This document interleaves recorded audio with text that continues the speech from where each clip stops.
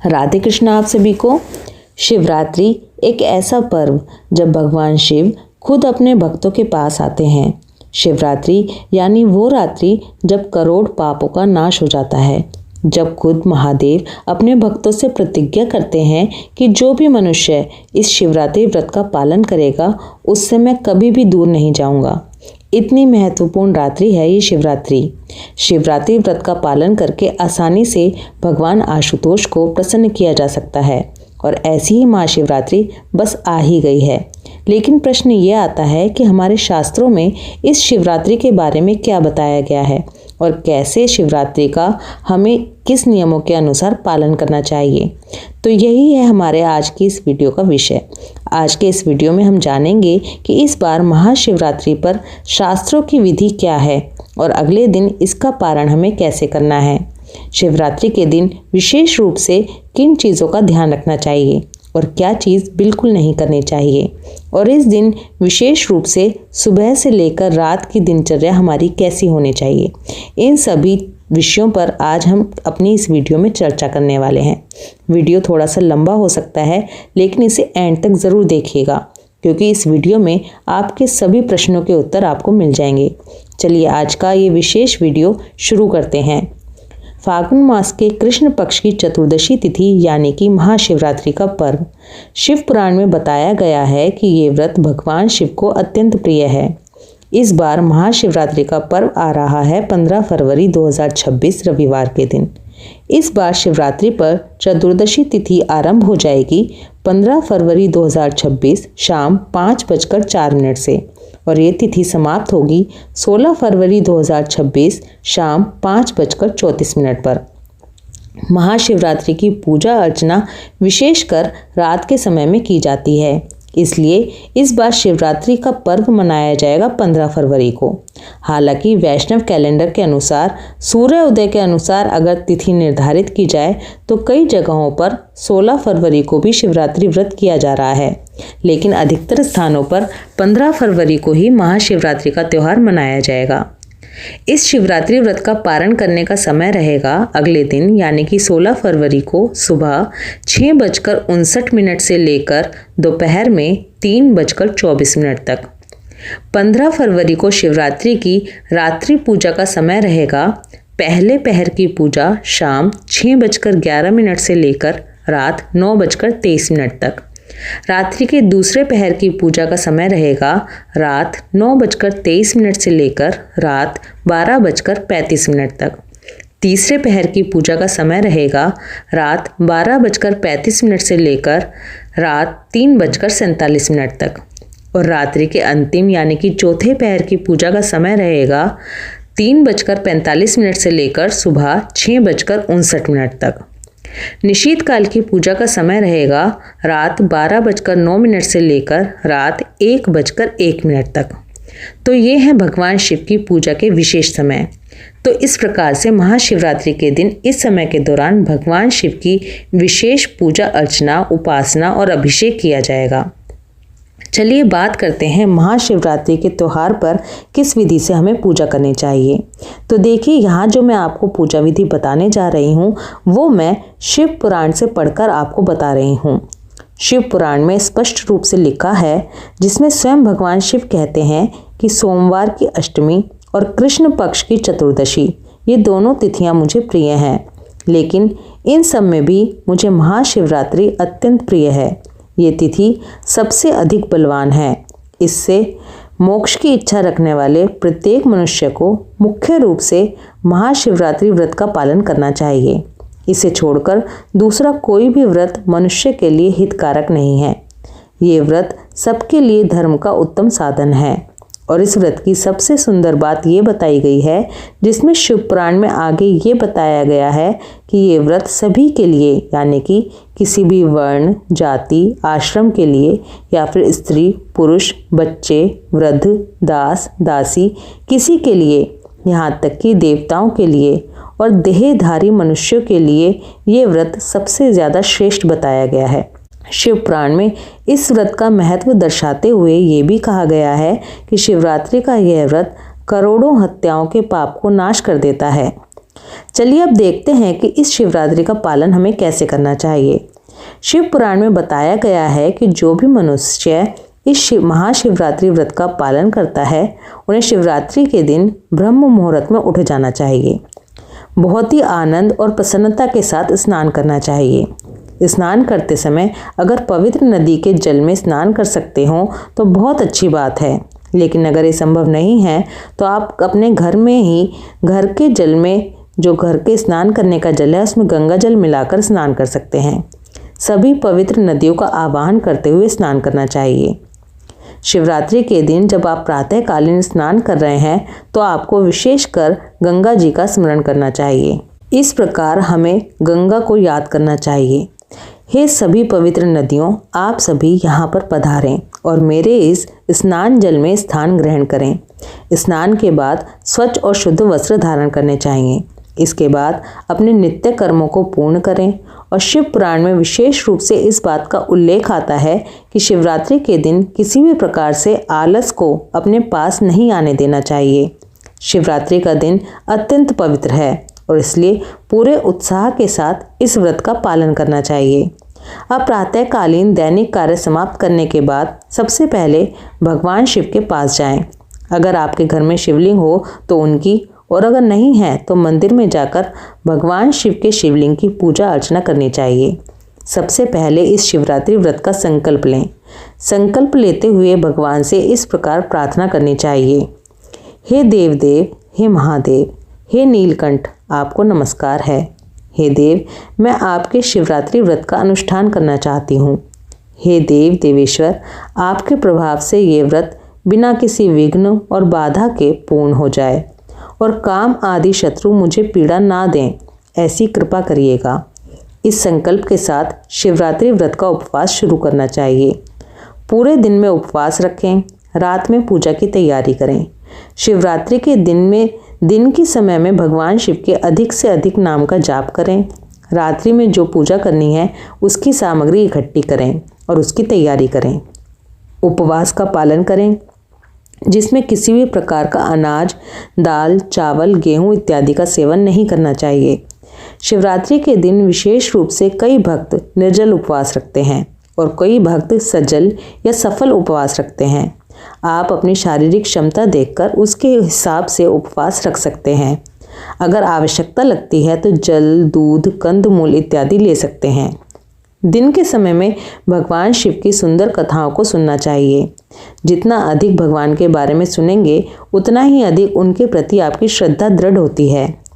दिन के समय में कोशिश करिए कि आप सोएं ना, आलस ना करें और फिर रात्रि के समय में जो पूजा करनी है उसकी तैयारी करें। चलिए अब देखते हैं कि शिवरात्रि के दिन रात्रि के समय में 4 पहर की पूजा हमें कैसे करनी है। इसका विस्तृत वर्णन हमें शिव पुराण में मिलता है। शिवरात्रि व्रत का संकल्प लेने के बाद जब शाम हो जाती है, रात्रि का पहला पहर शुरू होता है, तो उससे पहले भक्तों को फिर से स्नान करना चाहिए, साफ कपड़े पहनने चाहिए, फिर पहले पहर की पूजा शुरू करनी चाहिए। ये पूजा आप अपने घर पर कर सकते हैं या फिर मंदिर जाकर कर सकते हैं। पूजा करने के लिए भगवान शिव के दक्षिण या पश्चिम भाग में एक सुंदर स्थान बनाकर वहाँ पर आपको बैठना चाहिए। वहाँ पर सभी पूजा सामग्री को इकट्ठी कर लें और सबसे पहले 3 बार अपने दाएं हाथ से आचमन करें। उसके बाद पूजन करना शुरू करें। रात्रि के पहले पहर की पूजा में सबसे पहले पार्थिव लिंग की स्थापना करें। अनेक सुंदर उपचारों द्वारा उत्तम भक्ति भाव से पूजा करें। अगर खुद पार्थिव लिंग की स्थापना नहीं कर सकते तो आप पहले से ही स्थापित लिंग या फिर मंदिर में जो शिवलिंग है उसकी पूजा करें। सबसे पहले गंध, पुष्प आदि 5 द्रव्यों द्वारा भगवान शिव की पूजा करें। उस द्रव्य से संबंध रखने वाले मंत्र का उच्चारण करके अलग अलग प्रकार से द्रव्य समर्पित करें और उसके बाद भगवान शिव को जलधारा अर्पित करें। एक विशेष बात, हमारे शास्त्रों में बताया गया है कि भगवान शिव के ऊपर जो द्रव्य चढ़ाए जाते हैं उन्हें जलधारा के माध्यम से ही नीचे उतारना चाहिए, हाथ से लेकर नहीं। और इस जलधारा के साथ साथ 108 बार मंत्र का जाप करके भगवान शिव के सुंदर स्वरूप का ध्यान और पूजन करना चाहिए। अगर गुरु के द्वारा कोई मंत्र मिला हुआ है तो उसी मंत्र का उच्चारण भगवान शिव की पूजा के समय करना चाहिए। और अगर मंत्र नहीं मिला है तो भगवान शिव के पंचाक्षर मंत्र नमः शिवाय का जाप करते हुए भी ये अभिषेक और पूजा की जा सकती है। रात्रि के प्रथम पहर की पूजा में चंदन, अखंड चावल और काले तिलों से परमात्मा शिव की पूजा करनी चाहिए।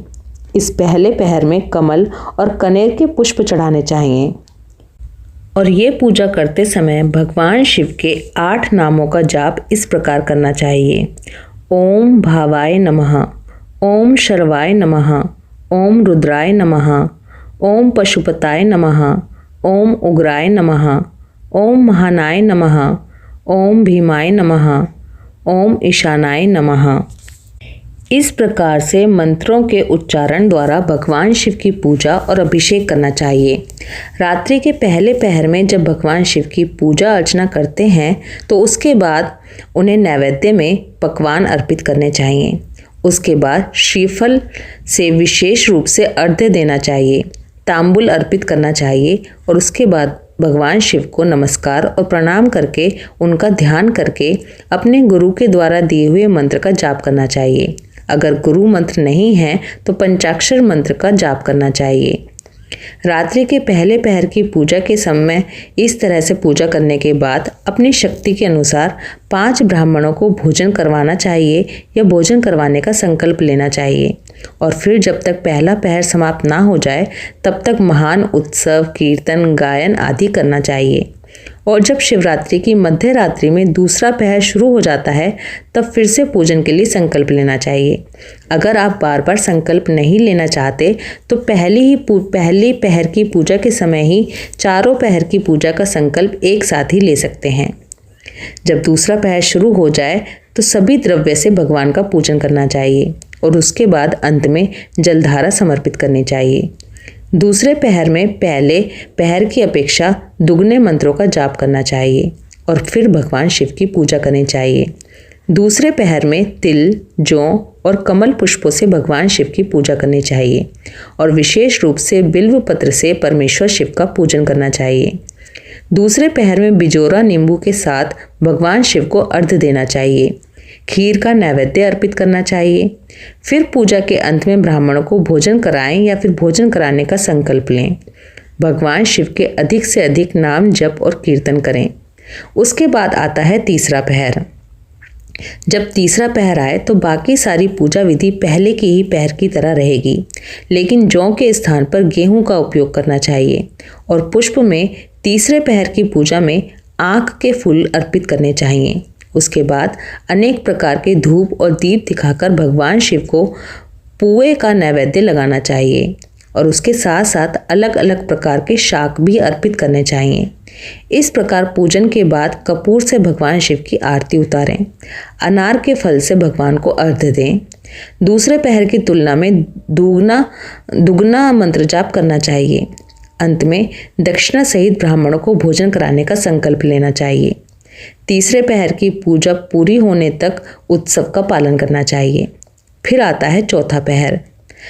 चौथा पहर आने पर फिर से पूजा शुरू करनी चाहिए। जो भी सामग्री बताई गई है पूजा के अनुसार सभी द्रव्य अर्पित करें। अंत में स्वच्छ जल की धारा से जल धारा दें, उन्हें स्वच्छ करें। इस चौथे पहर की पूजा में उड़द, कंगनी, मूंग, सप्तधान्य, शंखी पुष्प और बिल्व पत्र से परमेश्वर भगवान शिव का पूजन करना चाहिए। रात के इस चौथे पहर की पूजा में अलग अलग प्रकार की मिठाइयों का नैवेद्य भगवान शिव को अर्पित करना चाहिए। इसके साथ ही उड़द के बड़े इत्यादि बनाकर भगवान सदाशिव को संतुष्ट करना चाहिए। इस चौथे पहर की पूजा में केले के फल के साथ या अन्य भी फलों के साथ भगवान शिव को अर्घ्य देना चाहिए। इस चौथे पहर की पूजा में तीसरे पहर की अपेक्षा दुगना मंत्र जाप करना चाहिए और यथाशक्ति ब्राह्मणों को भोजन करवाना चाहिए या फिर संकल्प लेना चाहिए। गीत, संगीत, वाद्य, नृत्य इत्यादि के साथ भगवान शिव की आराधना में पूरा समय बिताना चाहिए और जब तक सूर्य उदय ना हो जाए तब तक भक्तों को जागते हुए भगवान शिव की कथा, कीर्तन और नाम जप में संलग्न रहना चाहिए। शिवरात्रि पर चारों पहर की पूजा में नाम जप का सबसे ज़्यादा महत्व बताया गया है।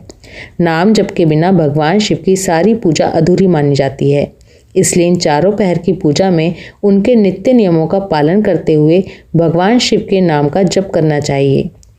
इसके पश्चात अगले दिन ब्राह्मणों को दान दक्षिणा देकर अपने व्रत का पारण करना चाहिए।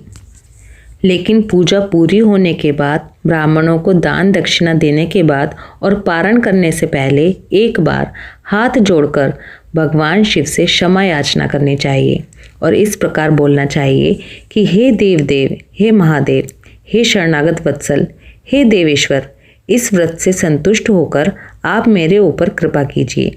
हे भोलेनाथ, हे शिव शंकर, मैं भक्ति भाव से इस व्रत का पालन किया है और इसमें जो कोई भी कमी रह गई हो वो आपके प्रसाद से पूरी हो जाए।